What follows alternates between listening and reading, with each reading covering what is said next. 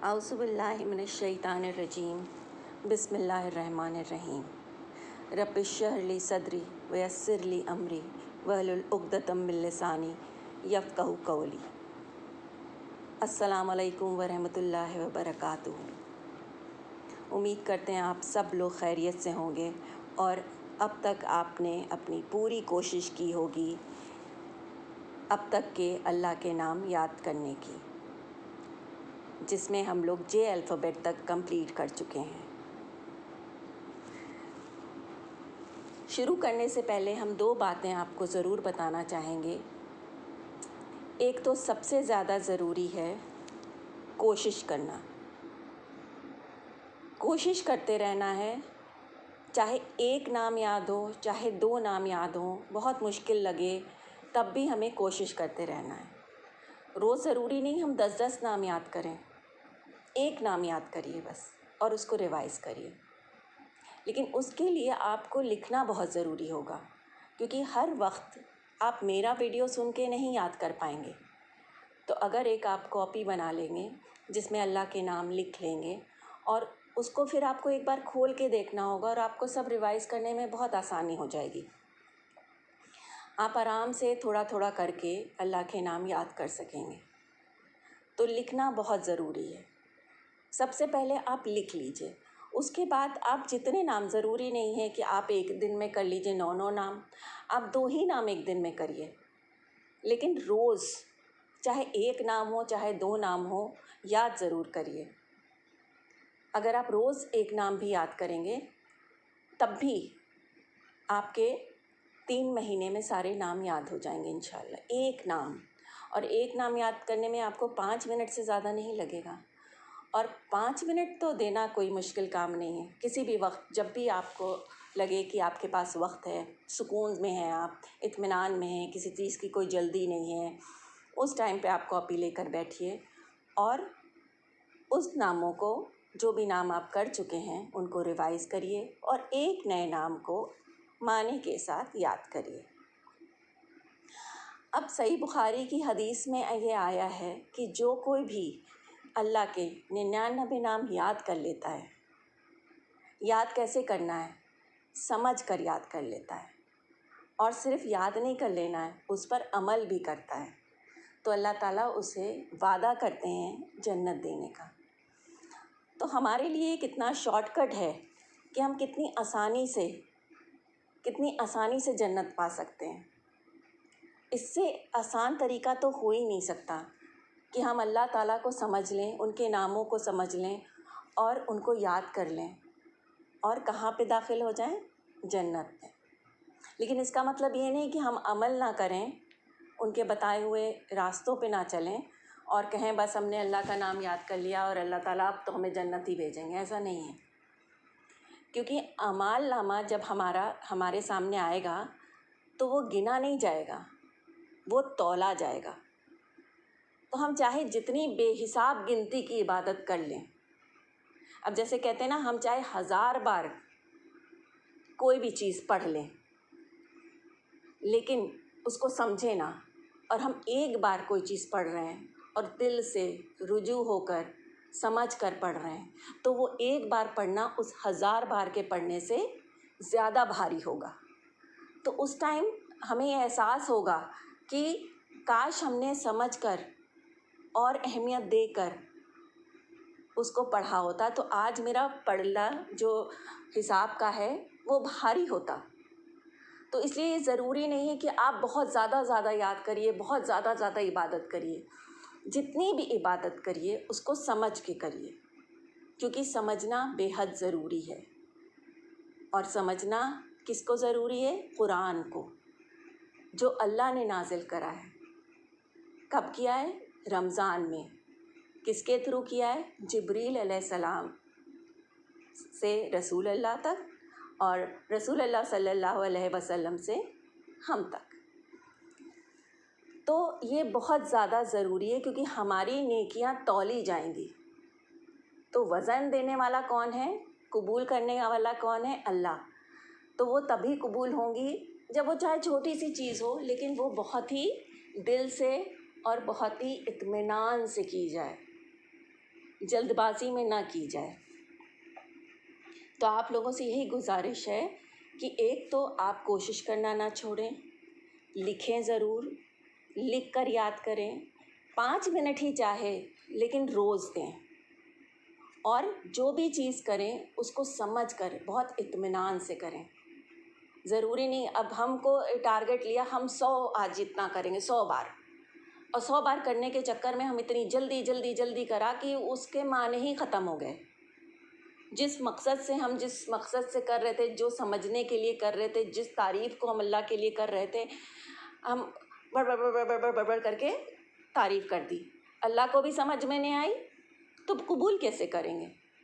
उससे बेहतर है कि हम कम बार करें लेकिन बहुत ही सुकून और इत्मीनान से करें।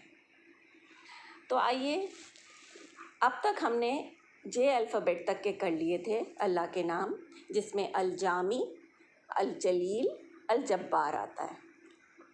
और के अल्फ़ाबेट जिसके 5 नाम थे उनमें से 3 नाम हमने अल खालिक, अल हाफिज़, अल खबीर, ये 3 हम लोग ने, अल कबीर, ये 3 नाम हम लोगों ने कर लिए थे। अल खालिक पैदा करने वाला, अल हाफिज़ पस्त करने वाला, अल कबीर बहुत बड़ा।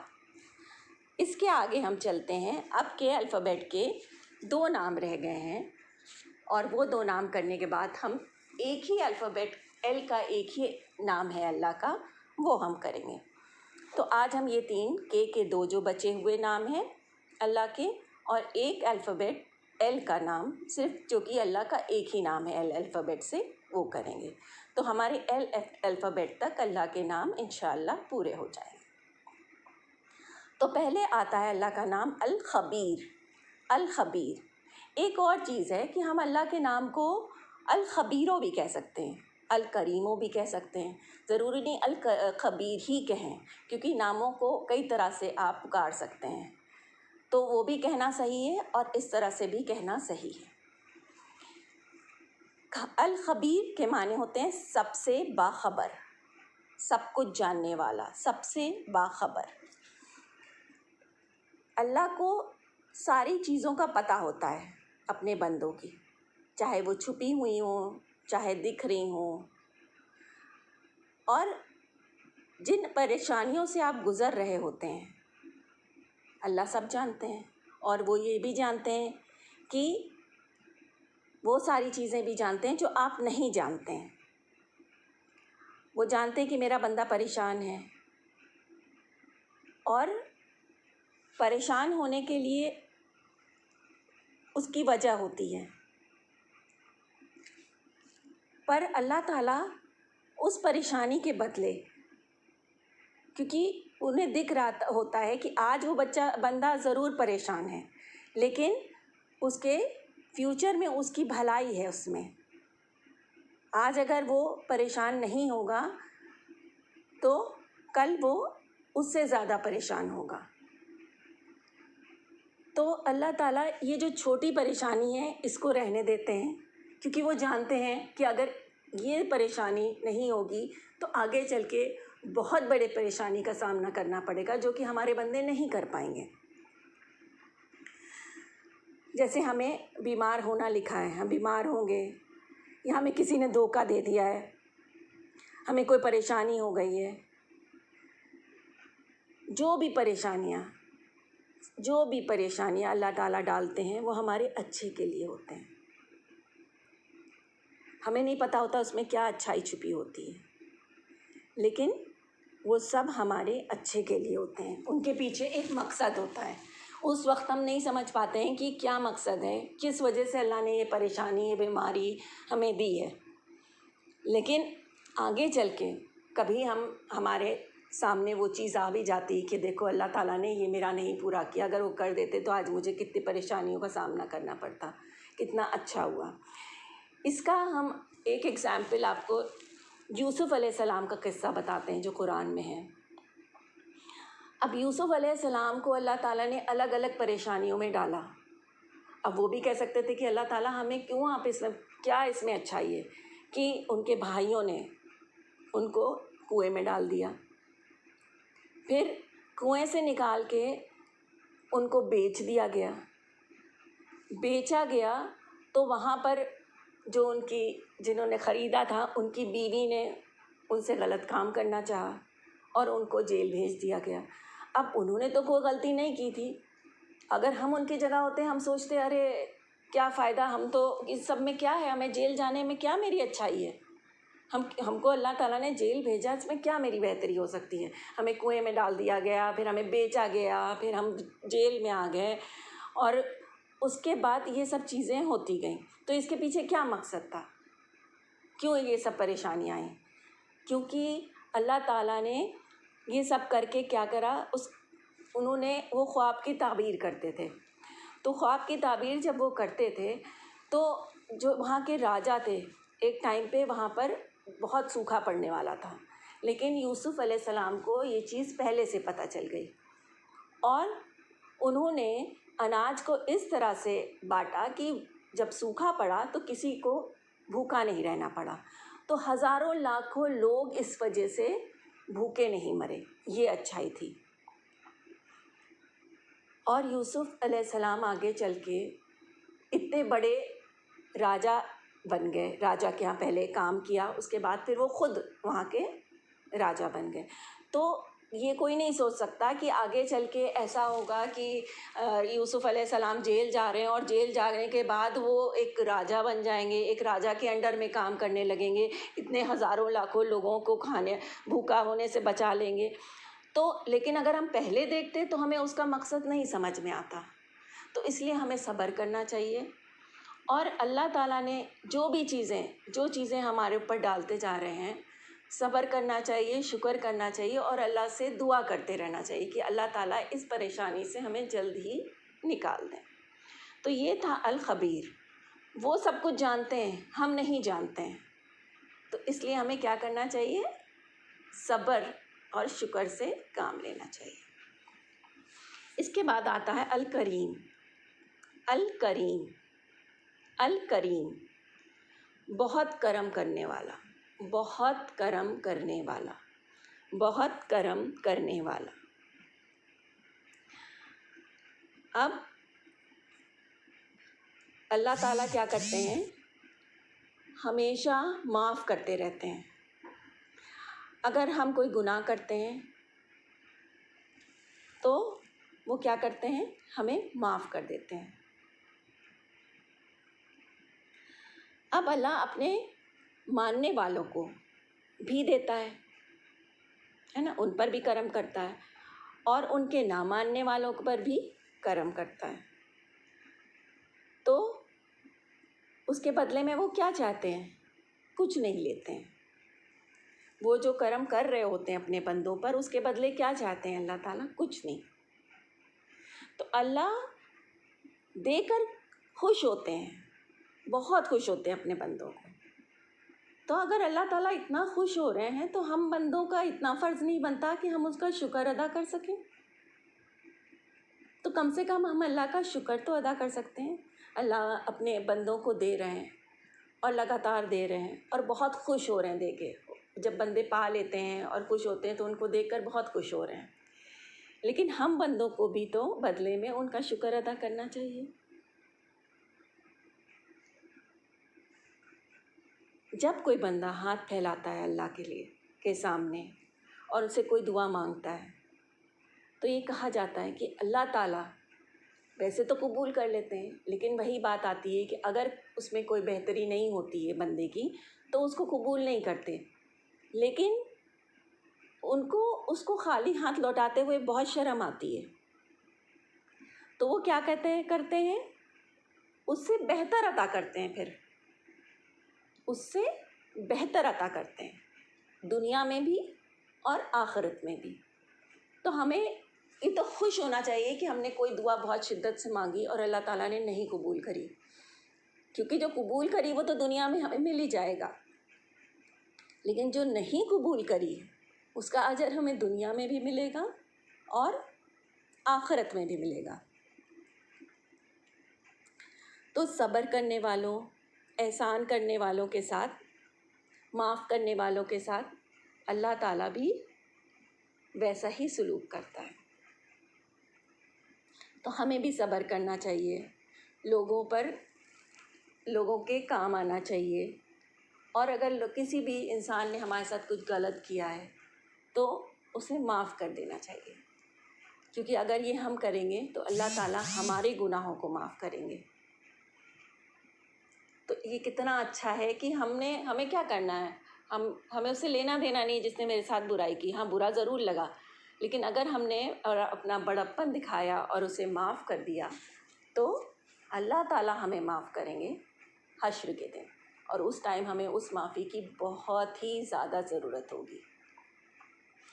तो ये तो 5 नाम के अल्फ़ाबेट के हो गए, जिसमें अभी हमने 2 नाम बाकी के करे, अल खबीर और अल करीम।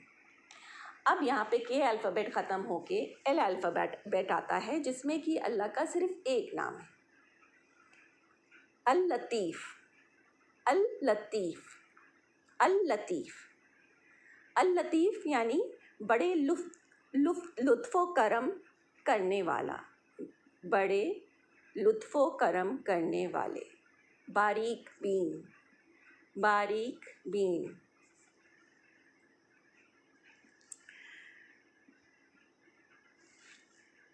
अब अगर जब आपको आपकी मांगी चीज़ मिल जाती है